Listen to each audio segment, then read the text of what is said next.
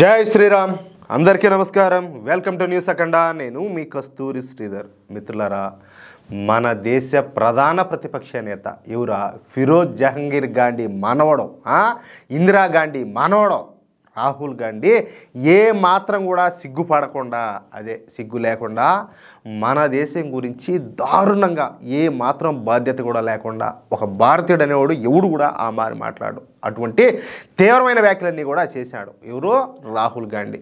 ఈ రాహుల్ గాంధీ గురించి ఎన్ని అనుకున్నా ఆయన గారు వచ్చేసి ఒక ఎంపీ, పైగా మన దరిద్రం కొద్దీ, మన దౌర్భాగ్యం కొద్దీ మన దేశానికి ఆయన ప్రతిపక్ష నేత అంటే కేంద్ర క్యాబినెట్ మినిస్టర్తో సమానమైనటువంటి స్టేటస్ అయితే ఉంటుంది. మరి మన దేశానికి ప్రధాన ప్రతిపక్ష నేతగా ఉన్నటువంటి ఈ 56 ఏళ్ల యువనేత ఈ రాహుల్ గాంధీ ఏం చేయాలంటాలే? ప్రజల కోసం, దేశం కోసం ఏ విధంగా పనిచేయాలా? ప్రభుత్వ విధానాలలో ఏమైనా తప్పులుంటే వాటిని బాధ్యతగా సరిచేయాలా? వాళ్ళకేమైనా సలహాలు, సూచనలు ఇవ్వాలా? అవునా కాదా? అదేవిధంగా మన దేశ గౌరవాన్ని కాపాడాలా? కానీ ఈ రాహుల్ గాంధీ ఏం చేస్తాడు? తుచ్చమైనటువంటి స్వార్థ రాజకీయాల కోసం మొత్తం దేశాన్నే బలి పెడతాడు. తనకు దేశం కంటే, దేశ ప్రజల క్షేమం కంటే రాజకీయాలే ముఖ్యమని, తాను అధికారంలోకి రావడమే ఇంపార్టెంట్ అని చెప్పేసి చెప్పకనే చెబుతున్నాడు. ఇంకా ఆ మాత్రం కూడా అర్థం చేసుకోలేకపోతే ఇంక మనం ఎందుకు ఉండేది? మనం ఎందుకు అంటాలే. ఇక్కడ మరొక విషయం ఏంటంటే, మన భారతదేశం అమెరికా చెప్పినట్టు నడుచుకోవడం లేదని, అమెరికాతో భారత్ అనుకూలంగా స్వేచ్ఛ వాణిజ్యం చేయడం లేదని, అంటే అమెరికాకు నచ్చినట్టు రష్యాతో మన భారత ప్రభుత్వం సన్నిహిత సంబంధాలను ఏర్పరచుకుంటుందని, రష్యా నుంచి భారత చమురును కొనుగోలు చేస్తూ ఉండదని చెప్పి కసితో ఈ అమెరికా అధ్యక్షుడు డొనాల్డ్ ట్రంప్ మాట్లాడుతా ఇండియాది డెడ్ ఎకానమీ అని చెప్పేసి మాట్లాడినాడు. అనవసరంగా వీడిని సపోర్ట్ చేసినామయ్యా మనమా. పెద్ద జోకరం ఉండా కొడుకుని కేఏ పాలేనయ్యి వీడికంటేను. ఓయమ్మ వీడేదో భారతదేశాన్ని ఏదో ఇష్టపడతాడు, భారతీయులంటే బాగా మంచి అభిమానం చూపిస్తాడు, హిందువులంటే మంచి అభిమానం చూపిస్తాడని చెప్పేసి భ్రమపడినాం. కానీ కుక్కతో ఒక వంకర అన్నట్టు వీడి బుద్ధి అయితే బయట వేసుకున్నాడు. ఎంత వీడికంటే జో బైడెనే మేలుగా ఉన్నాడు. వాడు ఏదైనా చేస్తా ఉన్నది, ఏదైనా సైలెంట్గా, ఏదైనా నలుగురికి తెలియకుండా చేస్తూ ఉన్నాడేమో. వీడు ఈ మధ్య అసలు పిచ్చోడి చేతికి రాయి దొరికినట్టు, అసలు వీడు ఎటువంటి స్టేట్మెంట్లు ఇస్తాడో, వీడు ఏం మాట్లాడతాడో వాడికన్నా అర్థం అవుతుందో లేదో అర్థం కావడం లేదు. అటువంటి స్టేట్మెంట్లు ఇస్తా నోటికి వచ్చేట్టు మాట్లాడతాడు. నాకు నోబెల్ ప్రైజ్ కావాలంటాడు, పాకిస్తాన్కు భారత్కు మధ్య నేనే యుద్ధం ఆపినారంటాడు, థాయిలాండ్కు కాంబోడియాకు మధ్య నేనే యుద్ధం ఆపినానంటాడు, రష్యాకు ఉక్రెయిన్ మధ్య నేనే అన్ని ఏర్పాట్లన్నీ కూడా చేస్తాను, వాళ్ళిద్దరి మధ్యవర్తిత్వం కుదుర్చున్నానని చెప్పి మాట్లాడతాడు. అసలు ఈడు మాట్లాడతామంటే మనకు మెంటల్ వచ్చేట్టుగా ఉండాలి.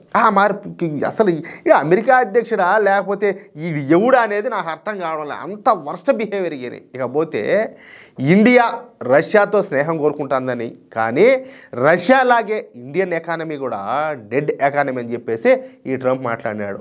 ఇండియాది కాదు, డెడ్ ఎకానమీనా? మైండ్ మింగింది నీకు. మైండ్ మింగిన వీటా మాటలన్నీ కూడా మాట్లాడుతున్నావు.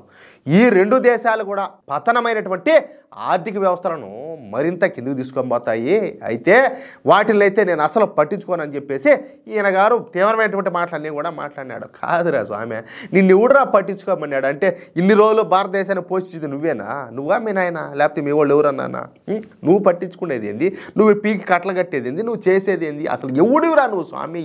నీ కథ ఏందో నాకు అర్థం కావడం లేదే. ఇక్కడ డొనాల్డ్ ట్రంప్ మన దేశాన్ని అవమానపరిచినాడు. మన దేశ గౌరవాన్ని దెబ్బకొట్టే విధంగా మాట్లాడినాడు. అవునా కాదా? మరి ఇలాంటి పరిస్థితుల్లో మన దేశ ప్రధాన ప్రతిపక్ష నేత అయినటువంటి ఈ రాహుల్ గాంధీ ఏం చేయాలా? డొనాల్డ్ ట్రంప్ను విమర్శించాలా?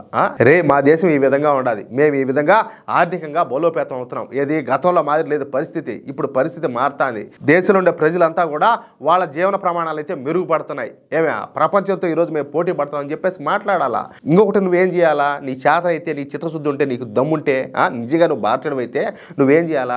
సరే, ఇదో బీజేపీ ప్రభుత్వం, మోడీ ప్రభుత్వం ఈ పని చేస్తుంది, ఏది మేము అధికారంలోకి వస్తే ఇంతకు మించే డెవలప్ చేస్తాం, చైనాను కాదని అమెరికాను ఢీకొట్టేట్టుగా మేము డెవలప్మెంట్ చేసి చూపిస్తామని చెప్పి మాట్లాడాలా. ఇప్పుడు పాకిస్తాన్, చైనా కనుక మనల్ని గెలికినాయనుకో, వాళ్ళు వచ్చితే ఓన్లీ సర్జికల్ స్ట్రైక్ చేశారు, మేము వచ్చే కనీసం ప్రపంచ పటంలో మిమ్మల్ని లేకుండా చేస్తాము, మీ అంతు తెలుస్తామని చెప్పి మాట్లాడాలా. కానీ ఏం మాట్లాడతాడు? పాకిస్తాన్కు సపోర్ట్గా మాట్లాడతాడు, చైనాకు సపోర్ట్గా మాట్లాడతాడు, ఓయమ్మ పాకిస్తాన్ వచ్చేసి మన యుద్ధ విమానాలను కూల్చేసిందని చెప్పి మాట్లాడతాడు, పాకిస్తాన్ దెబ్బకు భారత ప్రభుత్వం లొంగిపోయిందని చెప్పి మాట్లాడతాడు. అంటే వాళ్ళ ఫేవర్గా మాట్లాడుతున్నాడు కానీ భారతదేశానికి, భారతీయులకు, భారతీయ సైన్యానికి ఏమైనా సపోర్ట్గా మాట్లాడుతాడు గారా?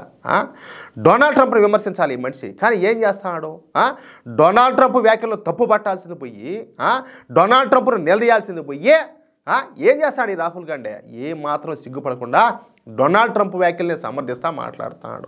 ఇంతకంటే నీచాతి నీచం, ఇంతకంటే సిగ్గుమాలితనం, ఇంతకంటే దిగజాడుతనం, ఇంతకంటే నీతిమాల రాజకీయం ఏమన్నా ఉంటుందంటే ఏమన్నా ఉంటుందా అంటలే.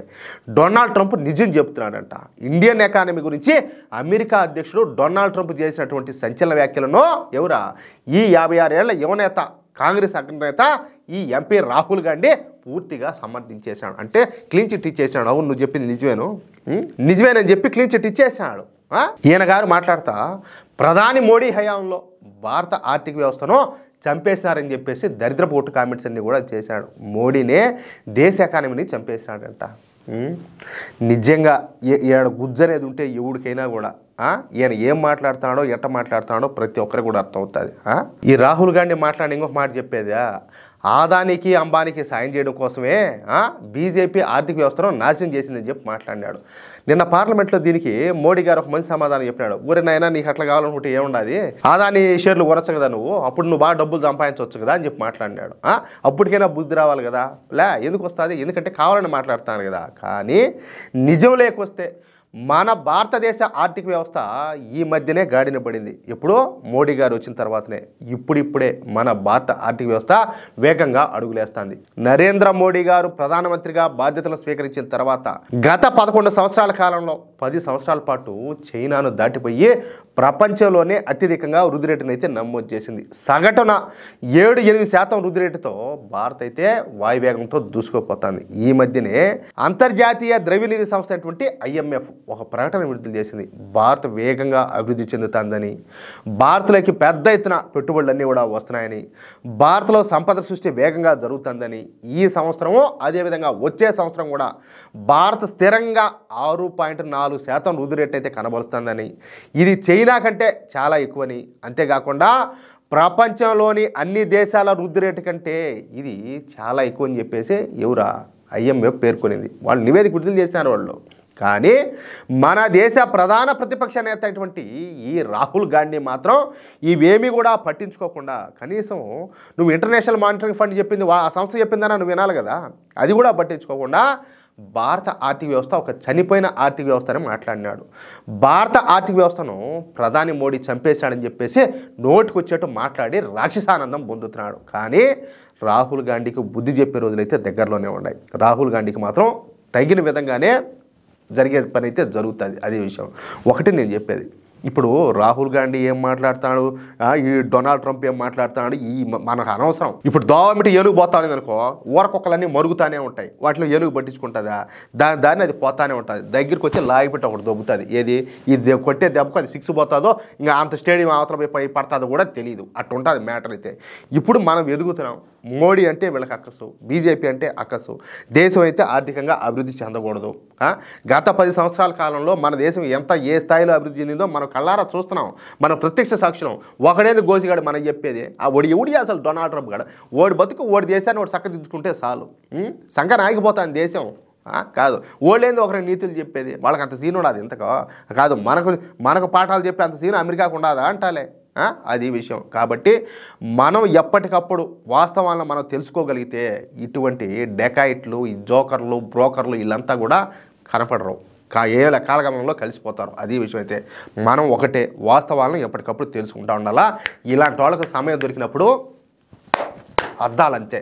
అది విషయం. అయితే మిత్రులారా, ఈ న్యూస్ కనుక మీకు నచ్చినట్లయితే ఖచ్చితంగా ఈ న్యూస్ నలుగురికి షేర్ చేయండి. అలాగే మీ యొక్క అమూల్యమైనటువంటి అభిప్రాయాలను ప్రతి ఒక్కరు కూడా కామెంట్ రూపంలో తెలియజేయండి. ఇంకో విషయం ఏంటంటే, ఇంతవరకు మీరు కనుక మన ఛానల్ను సబ్స్క్రైబ్ చేసుకున్నట్లయితే ప్రతి ఒక్కరు కూడా మన ఛానల్ను సబ్స్క్రైబ్ చేసుకోండి, సపోర్ట్ చేయండి ప్లీజ్. జై శ్రీరామ్, జై హింద్.